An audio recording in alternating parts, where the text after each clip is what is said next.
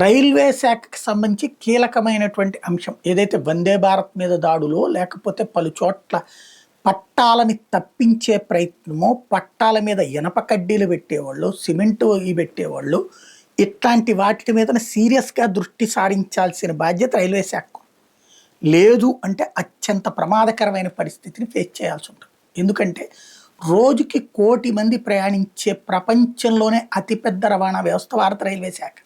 రోజుకి 1 కోటి మంది ప్రయాణిస్తుంటారు. ప్రతి ట్రైన్లో వేల మందే ఉంటారు కదా. ఆ వేలాది మంది ప్రాణాలు తీయడానికి సింపుల్ అండ్ ఈజియెస్ట్ మెథడ్ కిందన రైలు ప్రమాదాలను ఎంచుకుంటున్నారు. ఎందుకంటే రైల్వే శాఖలో రక్షణ వ్యవస్థల మధ్యన సమన్వయ లోపం ఉంది. రైలు పట్టాల మీద జరిగేది నాకు సంబంధం లేదని లోకల్ పోలీస్ అంటారు.